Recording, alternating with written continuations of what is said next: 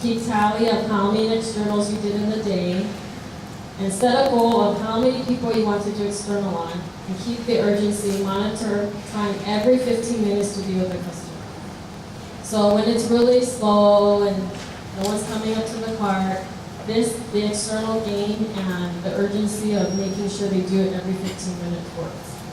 It really helps them to have that urgency like it's still like competition or something. If you just say do external, I highly doubt that they're going to do it external to your expectation. So you have to show them what is that expectation. Is it once every hour? One person on my whole shift? Like what is it? And once they do, and I know you set the bar high in the beginning, 4 and 15 minutes, that's kind of a lot, but then it gets easy, right? You want to kind of set it higher so that 4 and 15 minutes, I did like how many articles? Like no big deal. Okay, so I know that sounds like you don't even do 4 and 15 minutes, but at the same time, if you teach your new staff to have that urgency earlier, it's going to be nothing later on. So try not to take too much of a baby step, and too much home handling can make it harder for you to train them.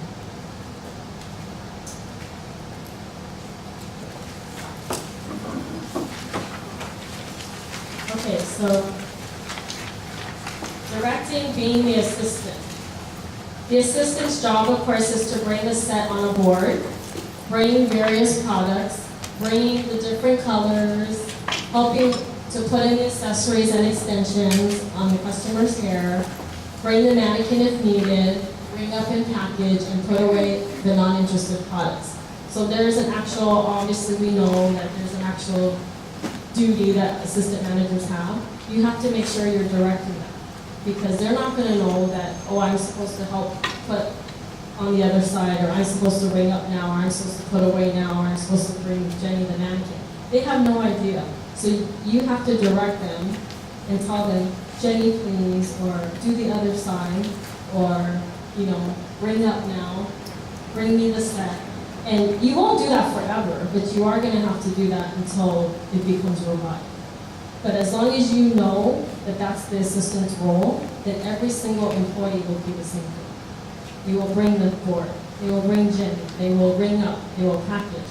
But so don't take it for granted that, oh, they know to package because they're not doing anything else. They know to ring up because they're not needed to do anything else. They have no idea. New employees will wait for you to direct them. What do I do now? What do I do next? So even your veteran staff will need direction, because they get so lost in the moment of the customer, they'll stop. Like, they won't think to ring up, they won't think to put in the customer's hair. They just forget. They're not paying attention, so directing on how to be the assistant is important to make the teamwork go smoothly. Also, helping to converse and compliment customers is the assistant's job. Listening to the customer's needs, bringing and explaining the hair care kit, moving quickly, leaving to help another customer, and always looking to do external on the next customer.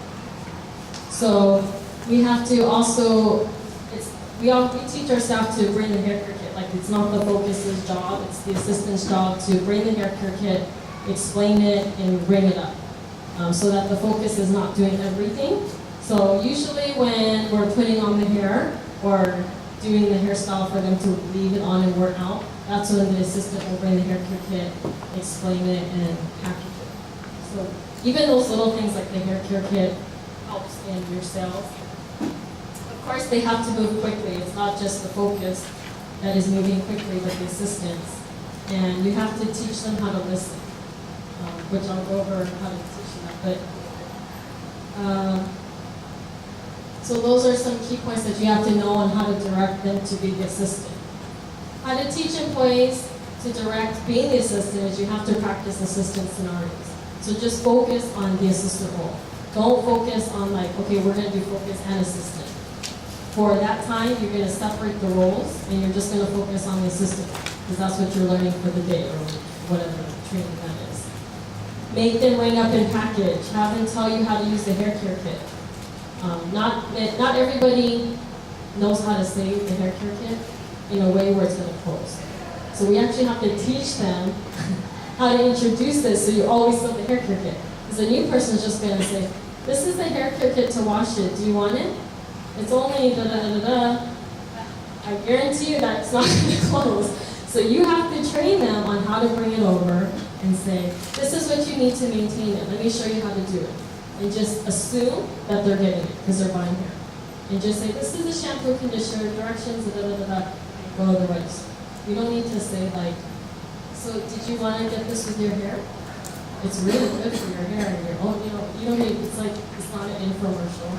It's just, this is what you need to maintain it. Okay, great, and then go to the register and ring it up. So you have to teach, have them practice closing the hair care kit. Okay? Engage and include them in the customer conversation. That's important because they're just going to stand there and not say anything and watch the focus. So you have to engage them and say their name. Like, wow, look at her shoes. Isn't it nice, Kayla? Something. Include them. I mean, we know what we're trying to do, which could be funny, but they don't know. Actually, they might get off guard because you said their name, and they're like, oh yeah, that's nice. But you have to really engage the ones that aren't social. There's some that you're going to get that's like, da da da da, and you're like, okay, go away. And then there's some that you're going to be like, can you just say something? So you have to know how to train the ones that don't say anything. So the best way to practice that is when the customer is there. When the customer in that moment, you have to have them talk. And you have to say their name and ask them questions to talk. And so that's important for them, or the customer's going to know whether does she work here or what does she do. It's kind of uncomfortable for the customer. Practice and use hidden words of conversation to see if they can pick up the clues for listening skills. So when you practice the assistant's role, put hidden clues in there to see if they're listening. Like, what did I say in that conversation for you to pick up what I want you to do? That's going to test their listening skills. Like, did you hear what, if you're pretending a scenario and you're like, oh yeah, I'm here for 3 weeks and my husband, for business, but I'm here by myself with him, then, you have to ask them, what was the clue? She's here for 3 weeks? No. You have to really test their listening skills to see if they can pick up on the quality question that you want them to know.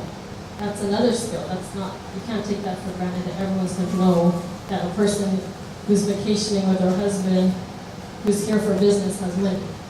I don't know. You just think, oh, lucky you. So you have to really have hidden clues in the conversation and practice that and see if they can pick out the same things you would pick out and what they would bring you. Have them clean up accessories when customer leaves to learn the entire display. So with our new staff, we always make them clean and put stuff away because it gives them good practice to see where things go. We really don't have them do their hair yet until they know hair color, because then everything gets messed up. They put things back in the wrong place, so we always say, you just clean the accessories until you know all your hair color. But have them do it, and that's going to have them practice assisting because they're going to know where it goes and where to grab it. Okay? So the next is directing on being the focus. This is the other role. Are they being funny and outgoing? Are they genuine and caring? Do they do their hair nice and secure? Are they building a relationship with the customer and asking quality questions? Are they listening to the customer and are they showing with confidence and happiness with a smile? So obviously the person who's the focus is the one that's sociable, the one that can do their hair nice, the one that can hold the conversation and guide the customer to a sale. That's an important role too, and that's usually the person that's the most experienced. But we eventually want to train everybody to be able to be the focus. Like the manager can't always be the focus or the owner. It has to be everybody. So the focus is very important because if they can't do their hair nice and secure or hold a conversation or know what to say to close a sale, then they're in trouble, right? So the focus is just as important as the assistant. Are they convincing? Are they giving reasons why they need it? Are they assuming the sale and going to the register, and are they showing with speed? All these things is very important for the focus to know. And it has to be robotic, that this is my task. This is my description of what the focus means.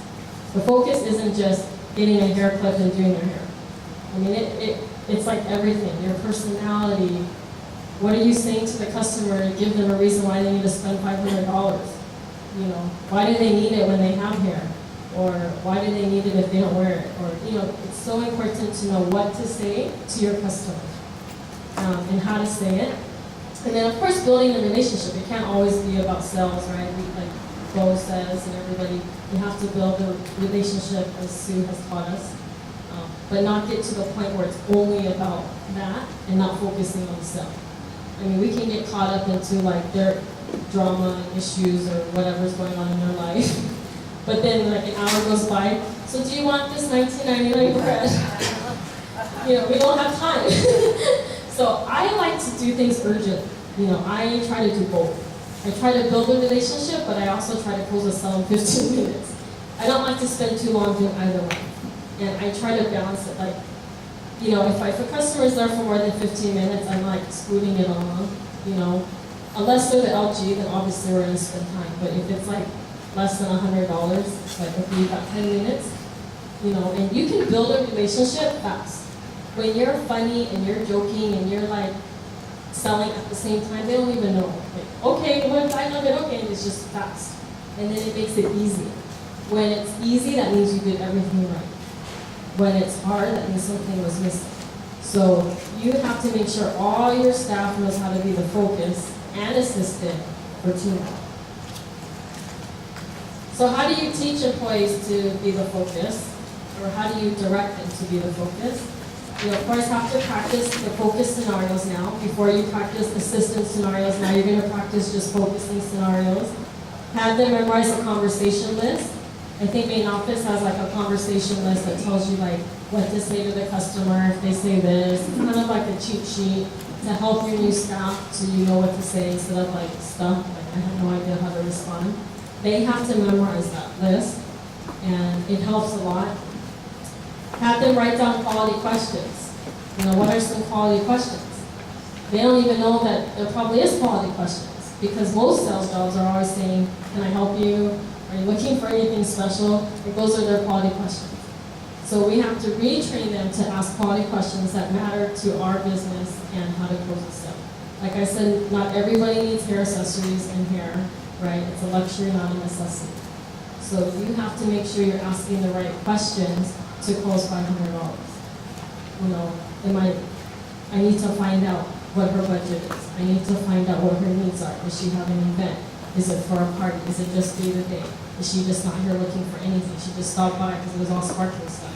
You have to find all those things out, and if they have daughters or gifts to buy for. So you don't have time to just chit chat about whatever because you have to hurry up and get all those questions answered for you guys to go to the register.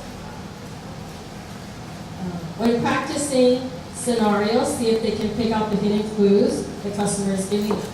So again, you're going to have hidden clues in a scenario. When you make a pretend scenario with your staff, have hidden clues. And see if they can pick up to what you're wanting them to bring, or the budget, or the event. Because they probably didn't even hear it. Practice the hairstyles and extensions in coworkers' hair because they have to learn how to do it nice and neat. So during downtime, I know you guys do that, but we don't want to just focus on practicing hairstyles. Like our location, we don't really practice doing hairstyles as much. Instead, we're more focused on,